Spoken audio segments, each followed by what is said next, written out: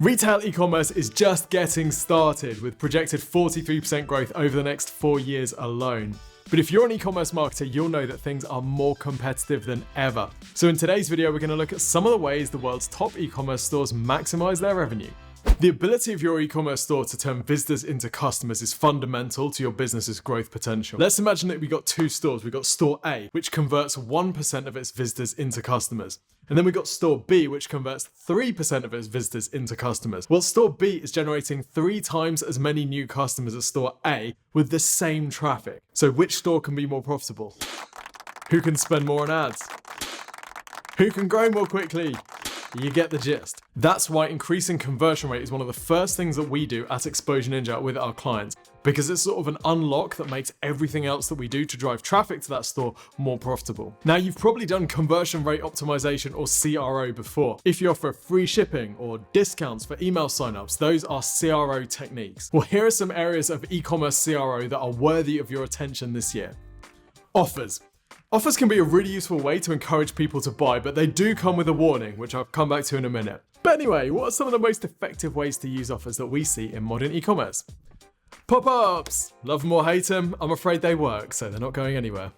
Notice how number 7 Beauty incentivizes the email sign up before you've even been on the site. This loads as soon as the page opens. Now, getting an email sign up this early on is a huge boost because if I don't go through to make a purchase, they've still got my email address, they can follow up with me. If I put something in my cart, they can run a cart abandonment sequence to me.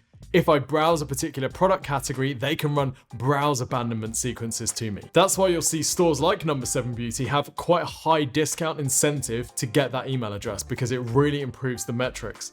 For one client that we've been doing this with recently, there's an automation sequence that runs once someone signs up as soon as they land on the site, even if they don't buy anything. Now, we know that each of those customers is going to be worth, on average, £20 over the next 6 months. This is game-changing for their pay-per-click metrics, because if we drive a visitor to their site, previously, if it didn't convert, that money is essentially gone. Whereas now we know that if they convert through the email sign-up, they're at least going to be worth £20 over the next 6 months. Countdowns. Timed discounts and countdown offers have been around for some time, whether it's Black Friday or Amazon Prime Day or Singles Day. As any parent will know, countdown timers work. When I need my son Luca to come and do something now, I break out the countdown timer. I say, Luca, I'm going to count down from 5 and I need you to have your shoes on. Immediately, his primarily programmed countdown adherence kicks in and he drops whatever fun thing he was doing to come and comply with my mundane task. I mean, it has worked. Kinda. But you don't have to offer discounts or threats in your countdowns for them to be effective. Notice here how House of Fraser uses a countdown for next day delivery in order to sell these 90s denim barbecue dad trainers. Remember, offers come with a warning. We'll come back to this. I haven't forgotten. Let's talk about benefits bars. Now, benefits bars are this piece at the top of the page. Usually on desktop, you see between 3 and 5 options. On mobile, you usually see one option and it will scroll through. Now, this benefits bar is prime real estate. This is like the equivalent of living next to Central Park or Buckingham Palace. And you want to make sure that you're emphasizing the benefits that are most likely to influence conversion rate. So let's look at some examples. Boots isn't known for selling on price, so they're really emphasizing the things that they have which their competitors don't. For example, airport click and collect. That's something that their competitors won't have. Free click and collect is something that their online only competitors won't have, but Boots does have because they've got lots of stores. So that's one of the things that they emphasize. Same with delivered on demand by Deliveroo. This is something that the competitors wouldn't have, so Boots is selling into that. Meanwhile, Shein, who definitely sells on price, is emphasizing price offers in their benefits bar. For example, they got this student discount of 15% off. They're running a frankly incomprehensible 1p sale. Interestingly, they've also mentioned the fact that shipping is express 7 to 9 days, which isn't necessarily a benefit. It's actually quite a lot slower than their competitors. So whether they're doing this to reduce dissatisfaction rate by just making it clear up front that people are going to have to wait, I'm not sure. They also emphasize free returns, which is basically objection handling and removes the sense of fear that people might have purchasing something where there's relatively few product photos. Ergonomic furniture retailer Well Working is definitely not selling on price, so they emphasize interest-free finance available, which is an objection handling thing for higher priced products, free UK mainland delivery, which isn't a given, on e-commerce for furniture and the fact that they are selling brand new furniture. Okay, here's that warning about offers. There's a strategic decision here to be made. How much of your store's positioning is about offers and discounts? We worked with a luxury fashion e-commerce store that had become so reliant on selling via offers that their audience was conditioned to only respond to discounts. They told us that one of their goals was to increase the percentage of full price orders that they were getting. But to do this, we actually had to build a new audience for them because their existing audience had come to view them as a sort of luxury discounter. Remember Shein of 1p sale fame?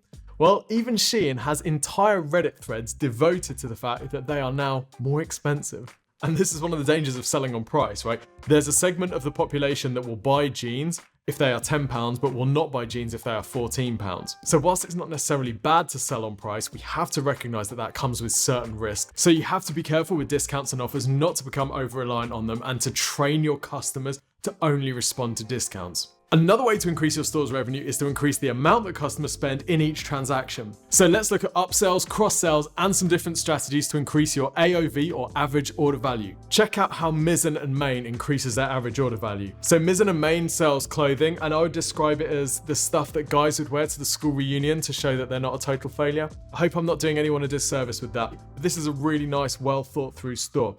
And one of the things they do super well is encourage their visitors to shop the look. So they've categorized their products into these different styles, and when you click on them, you can buy each of the products in this look together. They also do this on their product page where you can see the product that you're interested in, obviously, but they also encourage you to buy it with the other thing that it's styled with, for example, these trousers. Or pants, as our American friends call them. Americans, did you know, to us, pants is like underwear. Of course, not everyone is going to buy your upsells and cross-sells, but let's just imagine that you get 1 in 5 people adding a second item to their cart. You've just increased your sales 20% for no additional cost. Check out this other cool way to increase your average order value. On MyProtein, notice how they have staggered offers depending on how much you spend. So whatever you buy on the site, you get 35% off.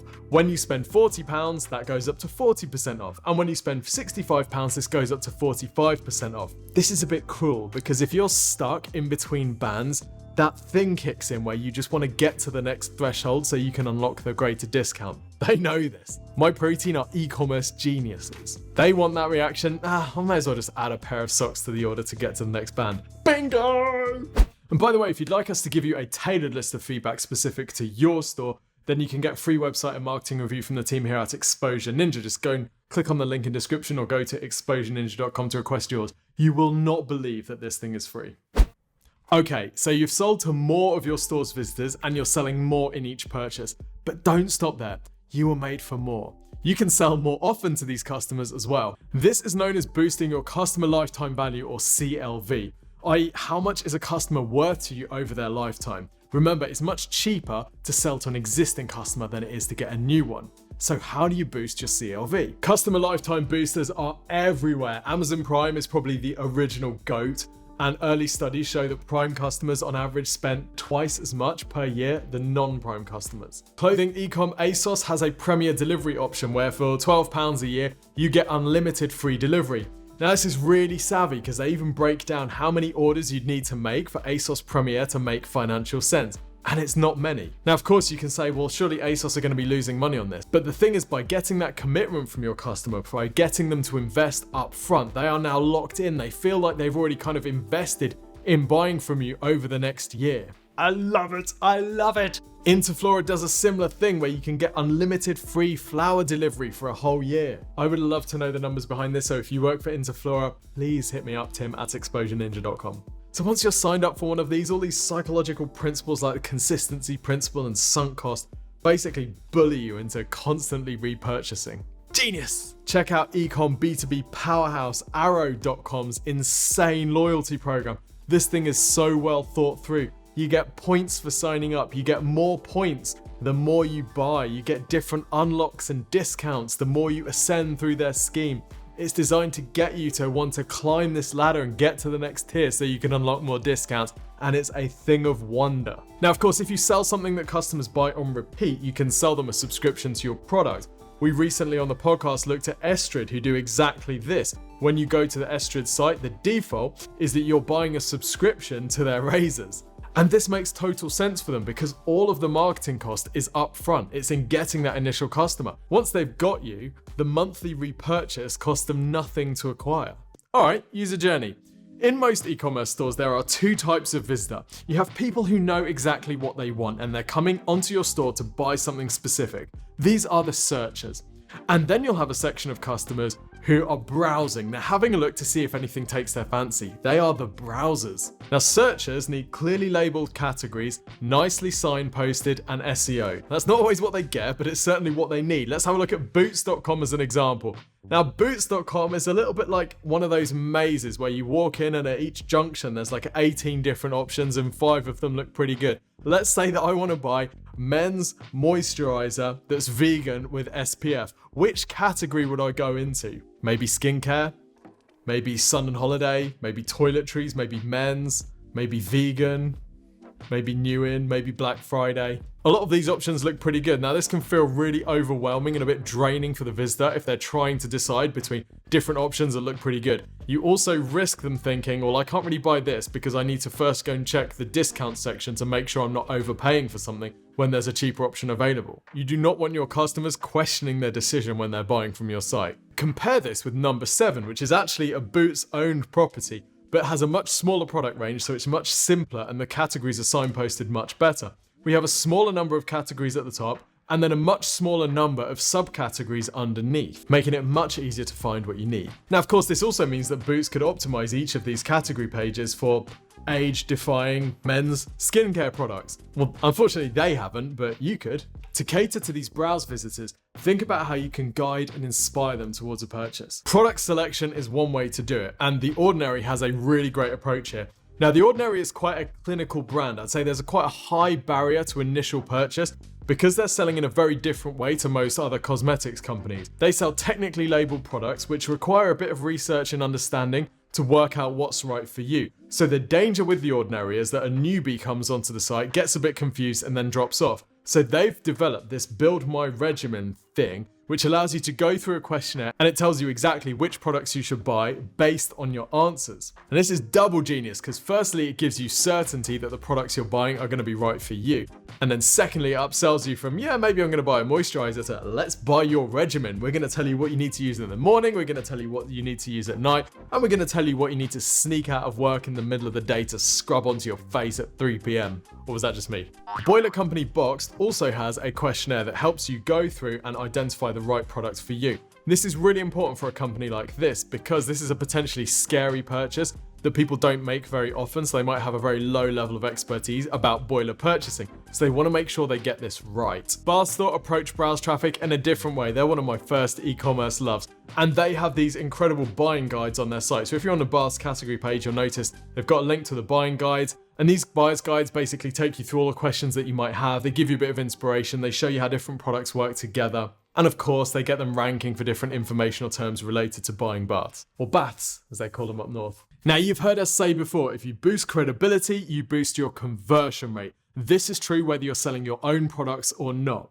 So how do modern e-commerce stores boost their credibility? Well, first impressions count, so this one's a no from me. Product reviews are one way to build credibility, and it's really important that you've got product reviews on your product pages. Now, I love what Mizzen and Main do here. Not only do they collect product reviews, not only do they have a fair few, but they also reply to some of them in a little sassy way. Here's one that says, shirt is good. They reply, review is good.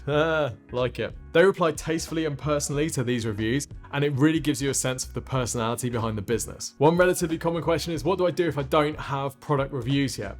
The short answer, I'm afraid, is that you need them. So one thing that you can do is you can build email automation sequences. So once someone's purchased the product, when they're likely to receive it, automations go out that ask for the review. If you're really early stages, I would actually call up or email your customers individually and ask them to leave a review, letting them know how important it is that you get reviews on your website.